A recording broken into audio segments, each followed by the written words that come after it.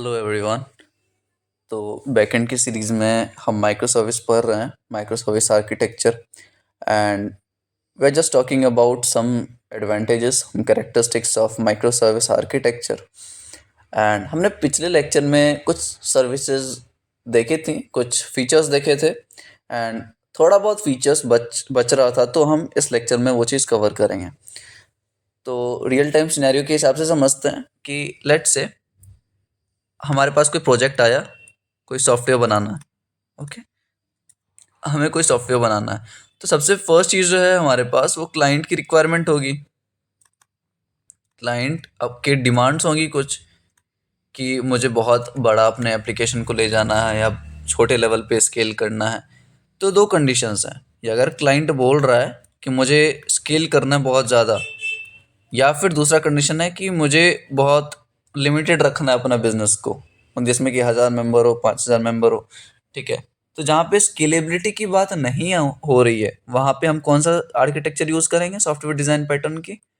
बहुत सही, monolithic. Monolithic architecture we will be using.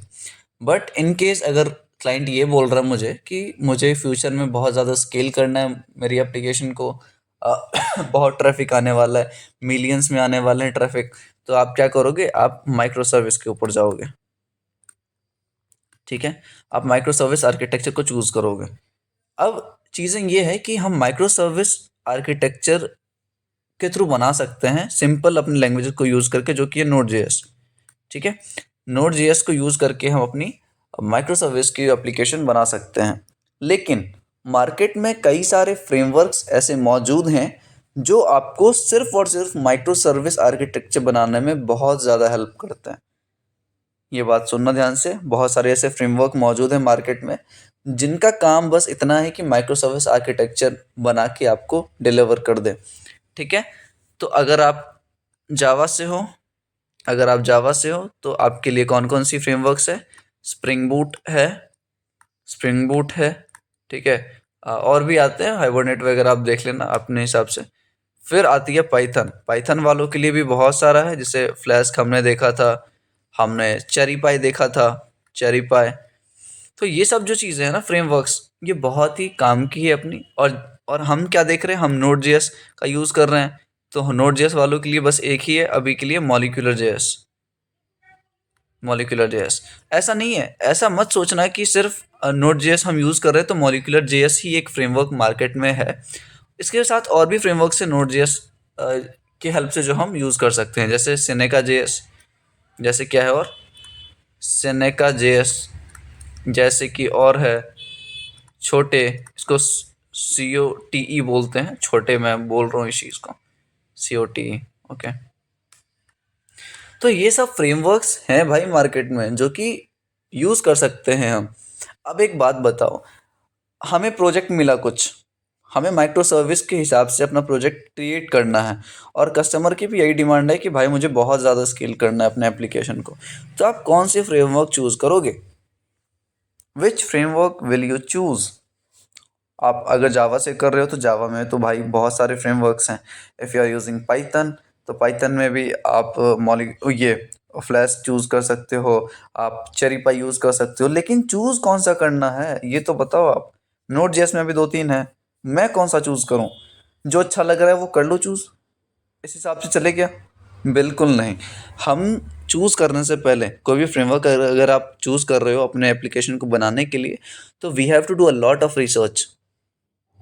ठीक है, मैंने क्या बोला, मैं अभी हम यूज़ कर रहे हैं नोड जेएस, तो सबसे पहले किस चीज़ का खोलेंगे हम? मॉलिक्यूलर। मॉलिक्यूलर गिटहब, सबका गिटहब खोलना है और बहुत सारी चीज़ें देखनी है। क्या खोलना है? Molecular JS GitHub. ओके, इसको ओपन होने देते हैं। एंड आपको सबका गिटहब खोलना है, जितने भी फ्रेमवर्क्स हैं ना, हम अभी नोड जेएस की बात करें तो नोड जेएस का जितना भी फ्रेमवर्क्स है उसको कंपेयर करेंगे। तो मैंने अभी मॉलिक्यूलर का खोला है, मॉलिक्यूलर के बाद और क्या है? सेनेका का बात किया था हमने, सेनेका जेएस गिटहब। ओके, आप कंपेयर करना स्टार्ट करो सबको, सेनेका जेएस।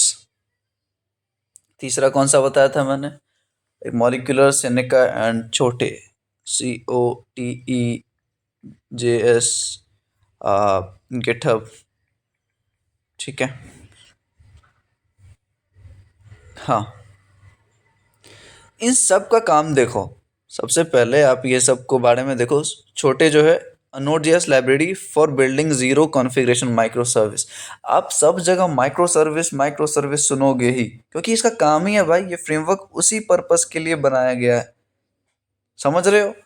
एंड ये देखो, डिप्लॉयमेंट्स देखो 6 years अगो। छोटे का जो डिप्लॉयमेंट है वो 6 years अगो है। एंड जो टोटल स्टार्स मिले हैं इसको 2.4 के स्टार्स। ठीक है, आप स्टार से कंपेयर करो, आप कम्युनिटी सपोर्ट से करो, आप जितने भी कमिट्स हो चुकी हैं इसमें आप कमिट से कर सकते हो सारी चीज़ें। ठीक है, तो पहला तो हमने छोटे देखा 2.4 के स्टार से, चलो ठीक है। पुल रिक्वेस्ट 16 ही है, इश्यूज 30 ही हैं, तो क्या पता बहुत पुराना हो, तो हम इसको अभी रहने देते हैं।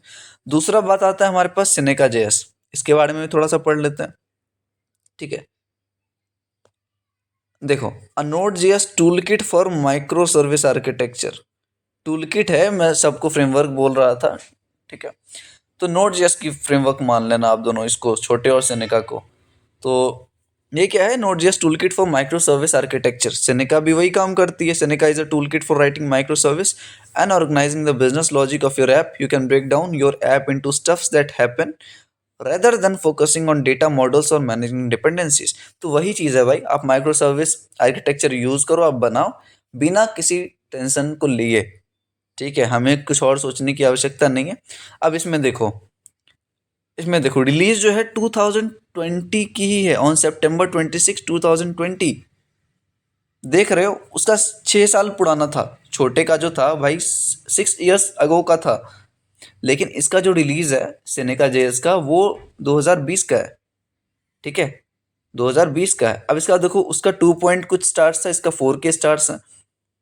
4 के स्टार्स हैं। पुल रिक्वेस्ट देखो, एक ही पुल रिक्वेस्ट है, लेकिन इश्यूज टू 209 है। तो इससे क्या पता चलता है हमें? इससे ये पता चलता है कि ये जो जो भी टूल किट है, जो भी फ्रेमवर्क है नोड जेएस की, ये काफ़ी ज़्यादा इनएक्टिव हैं। इनएक्टिव होने से क्या दिक्कत है अपने को? दिक्कत ये है कि भाई कम्युनिटी सपोर्ट नहीं होगा, कम्युनिटी सपोर्ट नहीं मिलेगा अपने को। मतलब आपने ये चीज़ यूज़ किया अपने एप्लीकेशन में, लेकिन आपको कोई अगर एरर आ रही है तो गूगल पे आपको इसका सॉल्यूशन नहीं मिलेगा। समझ रहे हो इस चीज़ को? अगर नोड जेएस में मैं कुछ बना रहा हूँ, मैं कुछ क्रिएट कर रहा हूँ, मुझे अगर प्रॉब्लम आती है तो मैं गूगल पे सर्च करता हूँ, और गूगल पे सर्च करने से तभी मिलेगा मुझे जब उस चीज़ की कम्युनिटी स्ट्रांग होगी। तभी तो कोई क्वेश्चन पूछ रहा है, तभी तो कोई बता रहा है। इन दोनों में से बताओ कौन सा सब ज़्यादा बड़ी बेटर है? अब आ जाते हैं मॉलिक्यूलर जेएस पे। मॉलिक्यूलर भी भाई वही है, इसके बारे में भी पढ़ते हैं अपने। देखो, Molecular is a fast, modern, and web powerful microservice framework for Node.js. It helps you to build efficient, reliable, and scalable services, providing many features for building and managing your microservices। ठीक है, वही बात है। बहुत सारी features इसने दे रखे हैं। एंड एक वीडियो मैं खोज रहा हूँ, वीडियो बहुत ही अच्छा वीडियो था। इसमें देखो कंट्रीब्यूशंस बहुत सारे लोगों का है, वीडियो नहीं है इधर। ठीक, इसका देखो रिलीजेस 2 weeks अगो। दिख रहा है कुछ? मॉलिक्यूलर जेएस जो हम यूज़ करेंगे उसका रिलीज देखो कितना पुराना है, 2 week अगो का है। मतलब लेटेस्ट ही हुआ ना भाई, कि अब अभी आप यूज़ कर रहे हो, कुछ कुछ समय पहले आपका लेटेस्ट अपडेट आया है। तो यही सब चीज़ मैटर करती है। एंड देखो, इसका जो है 6.2 के स्टार्स हैं, 567 फॉक्स हैं। गिटहब अगर आप जानते हो, गिट और गिटहब, तो आपको ये सब टर्म्स में दिक्कत नहीं आएंगी। फॉक्स क्या होता है, पुल रिक्वेस्ट क्या होता है। देखो 11 पुल रिक्वेस्ट है और इश्यूज 52 हैं। एटलीस्ट उन दोनों से तो बेटर है सिनेका और छोटे से। ओके, समझ आ गई चीज़ें? तो ये सब चीज़ हम कंपेयर करके चलते हैं। ऐसा नहीं है कि कोई भी मार्केट से फ्रेमवर्क उठाओ आप काम करो। भाई आपको पता चलेगा आपने काम कर लिया और बाद में कोई प्रॉब्लम आ रही है तो आप सॉल्व ही नहीं कर पा रहे, कम्युनिटी सपोर्ट ही नहीं है कुछ। समझ रहे हो इस चीज़ को? इसलिए हम माइक्रो सर्विस जब बनाते हैं तो फ्रेमवर्क चूज़ करो, एनालिसिस करो, फिर चूज़ करो, फिर उस पर काम करो। ओके, तो ये सारी चीज़ें मैटर करती है हमारे लिए। चलो आगे बढ़ते हैं। ठीक है, इस चीज़ को मैं मिटाता हूँ अब। देखो कुछ फीचर्स हैं जो अभी हम और डिस्कस करेंगे। तो सबसे पहला फीचर्स ये है कि micro service architecture allows you to create a single application with lots of small services. मतलब it allows me it allows me to create a single application, this is my application. And इस application, मान के चलो ये Uber है, तो Uber भाई साहब क्या कर रहे हैं, ऊबर भाई साहब इनके पास बहुत सारी अलग अलग सर्विसेज हैं। पेमेंट्स की सर्विसेज हैं इनके पास रिव्यूज़ की सर्विसेज हैं, इनके पास कस्टमर सपोर्ट की लाइक सर्विसेज हैं, इनके पास और भी चीज़ें हैं, यूआई का अलग, जो भी है, आप सर्विसेज अलग अलग हैं। ठीक है, तो ये सर्विसेज के लिए अलग अलग सर्वर्स डिफाइंड होते हैं। ध्यान से सुनो, अलग अलग सर्वर्स होते हैं। एंड ईडीए इसीलिए यूज़ आता है कि मान के चलो कल को अगर 500 या 1000 सर्विसेज हो जाए इसके, तो ये सर्वर बाय तो नहीं करेगा हर सर्विस के लिए। तो उस केस में ईडीए हमारा बहुत ज़्यादा यूज़ आता है। ओके, अब देखो, तो यही है micro service architecture allows you to create single application with lots of small services. ये काम कौन हेल्प करने में हेल्प कर रहा है? जो भी माइक्रो सर्विस हम फ्रेमवर्क यूज़ करेंगे वो अपने एंड पे ये सारा हेल्प करेगा मुझे। तो पहला ये है। सेकंड कौन सी है हमारे पास? Services are built around business capabilities, independently deployable and packaged। मतलब समझ आया कि जो भी हम सॉफ्टवेयर्स बनाएंगे, जो भी हम सॉफ्टवेयर बना रहे हैं, वो किसके हिसाब से बनाएंगे? वो बनाएंगे हम बिजनेस कैपेबिलिटीज़ के हिसाब से। मतलब बिजनेस कैपेबिलिटी का क्या मतलब है? इनडायरेक्टली क्लाइंट रिक्वायरमेंट के हिसाब से।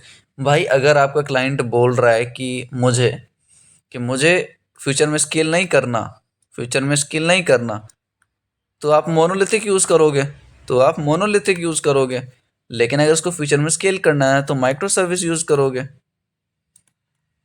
ठीक है, समझ आ गई चीज़ें? तो ये है चीज़ें। सेकंड फीचर्स हमने देखा है। थर्ड फीचर्स क्या है? हाँ, सेकंड फीचर्स में एक चीज़ हमने छोड़ा कि each running in its on process. मतलब ये है कि हमने कल बात किया था कि एक एप्लीकेशन अगर हमारे पास है, if you have an application, तो इसकी काफ़ी सारे अलग अलग सर्विसेज होंगी। ठीक है, और ये सर्विसेज जो है ना वो इंडिपेंडेंटली काम करती है। क्या करती है? इंडिपेंडेंटली काम करती है। इनको एक दूसरे से मतलब नहीं रहता। एक सर्विसेज को दूसरे सर्विसेज से मतलब नहीं है, but still they are connected with the same network. आया समझ? सेम नेटवर्क से तो कनेक्टेड हैं, लेकिन वो आपस में डिपेंडेबल नहीं है। इस बात को समझो। ओके, आगे देखते हैं। ईच सर्विस में हैव सेपरेट डेटाबेस लेयर। मैंने क्या बोला? अगर ये एक सर्विस है तो इस सर्विस का एक सर्वर होगा, एंड इस सेम सर्विस का एक अलग सेपरेट डेटाबेस हो सकता है। ठीक है, ये हमारे पास डेटाबेस है और ये सर्वर है। समझ आया कि एक सर्विस है मेरे पास, एक सर्विस का अलग सर्वर हो सकता है और एक सर्विस का अलग डेटाबेस हो सकता है, सेपरेट हो सकता है, उसमें कोई दिक्कत नहीं है। ईच सर्विस में सेपरेट डेटाबेस लेयर, यहाँ तक हमने देख लिया। Each service can have independent code base, CI/CD tooling sets. एक बात बताओ, टेक्नोलॉजी का है क्या कुछ? चलो ठीक है, ये बोलने की कोशिश कर रहा है कि इंडिपेंडेंट कोड बेस होना चाहिए, CI/CD टूलिंग सेट्स होना चाहिए। आप ये समझो कि मान लो एक सर्विसेज है हमारे पास, तो इस सर्विसेज को बनाने के लिए मैं कोई और फ्रेमवर्क यूज़ करूँ। मान के चलो फ्रंट एंड के लिए मैं रिएक्ट यूज़ कर रहा हूँ, और दूसरे सर्विस को बनाने के लिए मान के चलो मैं फ्रंट एंड के लिए एंगुलर यूज़ कर रहा हूँ, तीसरे को बनाने के लिए मैं Vue.js यूज़ कर रहा हूँ। तो क्या तकलीफ है मुझे कुछ? क्या दिक्कतें आएंगी क्या मुझे कुछ? नहीं, ऐसा दिक्कत इसलिए नहीं आएगा क्योंकि सर्विसेज इंडिपेंडेंट हैं एक दूसरे से, और उसको मैं किसी भी टेक्नोलॉजी में बना सकता हूँ। समझ आ गई ये चीज़? ठीक है, ठीक है, आगे बढ़ते हैं अपन। ठीक है, ई service can be tested in isolation without dependent on other service. देखो, इसलिए मैंने टेस्टिंग पहले बताया। अब आप मत बोलो कि भैया आपने टेस्टिंग वाला जो लेक्चर लिया था जस्ट का यूनिट यूनिट टेस्टिंग का, वो काम में नहीं आ रही। भाई वो अगर एक बार सीख लिया ना, थोड़ा बहुत भी अगर आता है आपको, तो वो मैटर करती है इंडस्ट्री में। समझ आ रही है चीज़ें कि ये क्या बोल रहा है? हर एक सर्विस को आप सेपरेटली टेस्ट कर सकते हो, और सेपरेटली टेस्ट करने का मतलब यूनिट टेस्टिंग। मैंने बताया था कंपोनेंट वाइज अगर आपको टेस्टिंग करना है तो वो यूनिट टेस्टिंग में आती है, फंक्शनल टेस्टिंग के अंदर। यूनिट टेस्टिंग में हम कंपोनेंट वाइज कंपोनेंट ही तो इसको टेस्ट परफॉर्म करते हैं, टेस्ट केसेस लिखते हैं हम। समझ आई चीज़ें? तो हर एक सर्विस का अलग अलग हम टेस्टिंग परफॉर्म कर सकते हैं। ये सब माइक्रो सर्विस के फीचर्स हैं और आपको आने चाहिए। ओके, आगे बढ़े, आ जाओ। Each service can pick the best technology stack for the use cases. हर एक सर्विसेज के लिए हम अलग अलग टेक्नोलॉजी यूज़ कर सकते हैं, कोई दिक्कत नहीं है अपने को। एक के लिए आप जावा यूज़ करो बैकएंड के लिए, एक के लिए आप ये नोड जेएस यूज़ कर लो, कोई दिक्कत आएगी नहीं आएगी। नेक्स्ट क्या है? Each services should run in a container. देखो ये कल भी मैंने इस चीज़ के ऊपर डिस्कस किया है यार, शायद किया है मैंने। इसमें क्या है, कंटेनर का क्या मतलब? अगर आपने डॉकर पढ़ा है, if you have knowledge about Docker, तो डॉकर में क्या होता है? कंटेनराइजेशन। डॉकर में क्या होता है? कंटेनराइजेशन मतलब कि मान के चलो मैं एक प्रोजेक्ट बना रहा हूँ, ठीक है, लैपटॉप में फुल स्टैक की एप्लीकेशन है।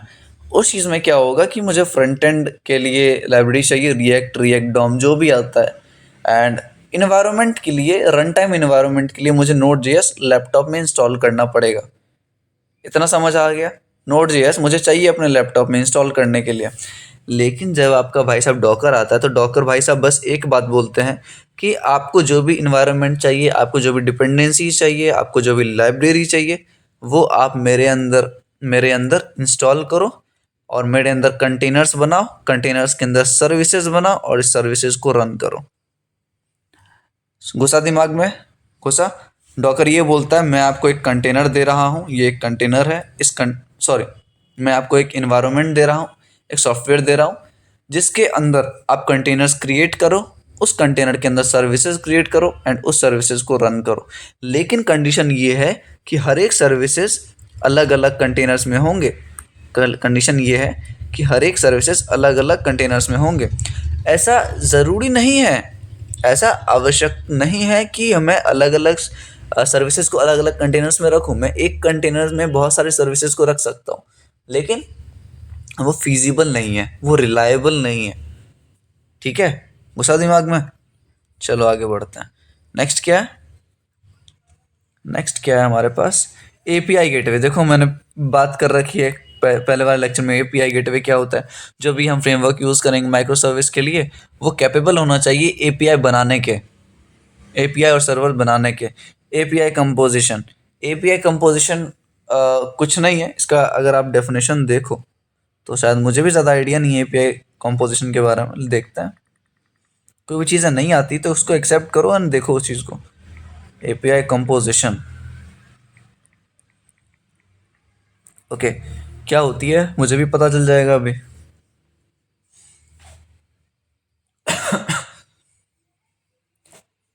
ओके,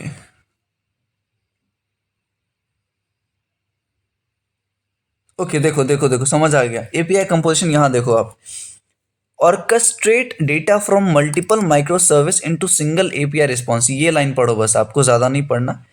क्या लिखा हुआ है जीएफजी का? पैटर्न टू एग्रीगेट तक मत पढ़ो, उसके बाद पढ़ो orchestrate data from multiple micro service into single API response. मतलब कि एक एपीआई रहेगा आपका, एंड देखो मैं समझा रहा हूँ आपको, रुको। ये मतलब ये है कि एपीआई एक रहेगा, ठीक है, और जितने भी माइक्रो सर्विस हैं, जितने भी माइक्रो सर्विसेज हैं, सारे इस एपीआई के थ्रू ही ऑपरेशन परफॉर्म करेंगे। इसको क्या बोलते हैं? API composition. एपीआई एक है लेकिन आप काम सारे सर्विसेज का एक एपीआई के थ्रू ही करवा रहे हो। ठीक है, बेसिकली अपने को इतना समझना है। फिर आता है service registration and discovery mechanism. ठीक है, मान के चलो मैंने अपना नया सर्विस कुछ लॉन्च किया, ठीक है, मैंने नया सर्विस लॉन्च किया, तो सर्विस लॉन्च करने के बाद मेरा माइक्रो सर्विस का जो फ्रेमवर्क रहेगा वो इतना कैपेबल होना चाहिए कि इस सर्विस को डिटेक्ट करे, इस सर्विस को रिपोर्ट करे, जो भी एडमिन होगा उसको रिपोर्ट करे, उसको ट्रबल शूट करे अगर कुछ प्रॉब्लम आ रहा है इस सर्विस से, तो इस सर्विस को रीस्टार्ट करे। मतलब हमारा जो भी माइक्रो सर्विस का फ्रेमवर्क है ना वो सारा कुछ कर देगा। ऑटो डिस्कवरी बोलते हैं इसको, डिस्कवर करेगा, स्टार्ट करेगा, एंड करेगा, रीस्टार्ट करेगा, सारा काम उसका है।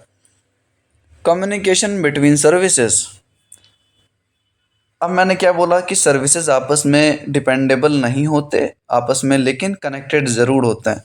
तो ये जो आपस में कनेक्टेड है ना, ये कनेक्शन का काम किसका है? ये कनेक्शन का काम भी भाई साहब हमारे माइक्रो सर्विस फ्रेमवर्क का है। सिक्योरिटी देंगे भाई, बिल्कुल सही। Services should implement retry functionality. अब देखो मैंने अभी जस्ट बताया है कि services should implement retry functionality in case of network failure और सिस्टम फेलियर, कि अगर आपको कोई भी दिक्कतें आती हैं तो सर्विसेज खुद को रीस्टार्ट करे, वो कैपेबिलिटी उनमें होनी चाहिए। सर्विसेज खुद को रीस्टार्ट करे, वो कैपेबिलिटी उनमें होनी चाहिए। ओके, इसके बाद क्या है हमारे पास? Each service should have monitoring and trouble shooting. बात सेम ही है यार, अभी बोला मैंने ट्रबल शूट करेगा, अभी बोला मैंने रीसेट करेगा, उसको रिपोर्ट करेगा, ठीक है। सिक्योरिटी मैकेनिज्म खुद से रन करेगा। अब देखो एक अच्छा लॉजिक है यहाँ पे, सर्विसेज कैन यूज HTTP और मैसेजिंग फॉर कम्युनिकेशन और other light weight communication protocol.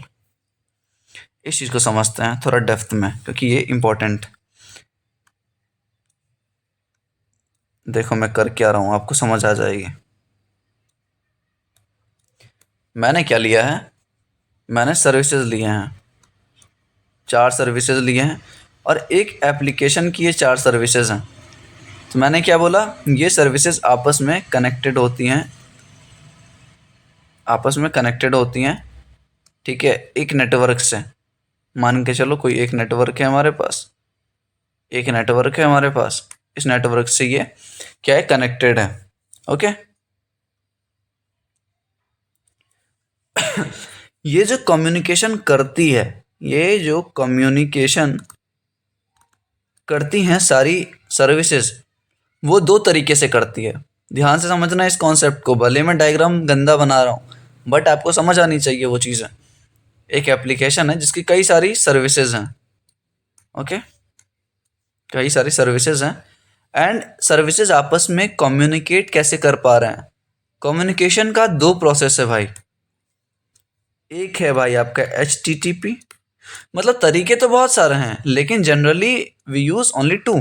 एक आते हैं सॉकेट्स के थ्रू, सॉकेट्स के थ्रू, और एक आते हैं, बताओ बताओ अगर सोच पा रहे हो तो, जिसको हम बोलते हैं GRPC, Google remote procedure call, ऐसा कुछ है, देख लेना आप, Google remote procedure call. Okay, HTTP socket, HTTP किस में आता है? REST API। आपको हर चीज डिटेलिंग में आनी चाहिए, ठीक है। नहीं भी आ रही है तो भाई मेरे पे भरोसा रखना, मैं सही चीज़ बताऊंगा आपको, और टाइम वेस्ट तो बिल्कुल नहीं होने वाला। अभी भले थ्योरी चल रहा है लेकिन इम्प्लीमेंटेशन जब करोगे मज़ा आ जाएगा, बोले भैया क्या मस्त बताया। ओके, तो कम्युनिकेशन जो होती है सर्विसेज के बीच में, वो कई तरीके से हम परफॉर्म करवा सकते हैं। HTTP के थ्रू करवा सकते हो, हाइपर टेक्स्ट ट्रांसफर प्रोटोकॉल, ये सब कम्युनिकेशन प्रोटोकॉल्स हैं। आपने इन सब का नाम सुना है? FTP, SMTP, ये सब कहीं ना कहीं तो सुना ही होगा। अगर आप बीटेक कर रहे हो या BCA कर रहे हो, कुछ भी कर रहे हो, इस ये नाम तो नेटवर्किंग में आता ही आता है। TCP, UDP, बहुत सारी चीज़ें। एंड सही बताऊं तो मैं उस बहुत मन करता है वो सब चीज़ बताऊं, लेकिन अभी front end back and complete करा दूं अच्छे से, फिर हम अच्छे अच्छे टेक्नोलॉजी को पकड़ेंगे, उस पर डिस्कस करेंगे। तो आप HTTP का प्रोटोकॉल यूज़ कर सकते हो, आप सॉकेट्स का यूज़ कर सकते हो। सॉकेट्स क्या है बताओ? सॉकेट्स एक API है भाई, सॉकेट्स खुद में एक API है जो कि डेटा स्ट्रीमिंग करवाती है। इस पे एक पर्टिकुलर लेक्चर होगा, अभी मैं ज़्यादा नहीं इस पे भाषण देने वाला। सॉकेट्स क्या होती है? सॉकेट्स एक API है जो कि हमें रियल टाइम डेटा रिसीव करवाती है, डेटा सेंड करवाती है, उसको रिपोर्ट वगैरह करता है, अपन बाद में पढ़ेंगे इस पर, ठीक है। और जीआरपीसी क्या है? गूगल रिमोट प्रोसीड्योर कॉल, ये भी कम्युनिकेशन के लिए ही आता है काम, ठीक है, लेकिन अपने को नहीं पढ़ना, ठीक है। हमें पता होनी चाहिए कि सर्विसेज में कम्युनिकेशन हो कैसे रही है। सॉकेट्स, देखो जनरली सॉकेट्स का यूज़ करते हैं, माइक्रो सर्विस में हम मैक्सिमम सॉकेट्स का यूज़ करेंगे, क्योंकि HTTP वेब ब्राउज़र्स के लिए बनाई गई है, वेब ब्राउज़र्स के लिए बनाई गई है ये प्रोटोकॉल, ब्राउज़र्स इसको फॉलो करते हैं HTTP को, ठीक है। लेकिन सॉकेट्स की जब बात आती है तो हम सर्वर्स से रिलेटेड जब बात आती है तो सॉकेट्स का यूज़ करेंगे, ठीक है। जब माइक्रो सर्विस की बात आती है तो हम सॉकेट्स का यूज़ करेंगे। तो इतना ही है आज के लिए, और ये लेक्चर यहीं तक समाप्त होता है। आगे हम और डेप्थ में डिस्कस करेंगे। एंड कैरेक्टरिस्टिक्स तो इतना ही था भाई, इससे ज़्यादा अपने को फीचर्स नहीं देखने हैं माइक्रो सर्विसेज के, काफ़ी ज़्यादा हमने ऑलरेडी देख रखा है। एंड लेंदी नहीं चाहता कि ये चीज़ और लेंदी हो हमारे लिए। एंड आप लोगों से बात करके काफ़ी अच्छा लगता है, काफ़ी ज़्यादा आप लोग कमेंट करते हो तो वो भी अच्छा लगता है देख के कि आप लोग एटलीस्ट इंटरेक्ट तो कर रहे हो। बहुत सारे यूट्यूब चैनल में देखता हूँ यार, वो लोग सिर्फ प्रोफेशनलिज्म के नाम पे वीडियो बनाते हैं, व्यूज़ लेते हैं। मेरा ऐसा कोई सीन नहीं है, आपको जैसा मर्जी देखना है देखो, नहीं देखना है मत देखो। बट हाँ, अगर कुछ सही लगे तो आप बता दिया करो, सही ना लगे फिर भी बता दिया करो, ताकि मैं इम्प्रूव कर सकूँ उस चीज़ को, ठीक है। चलो आप लोग ध्यान रखो अपना, नेक्स्ट लेक्चर में मिलते हैं, बाय बाय।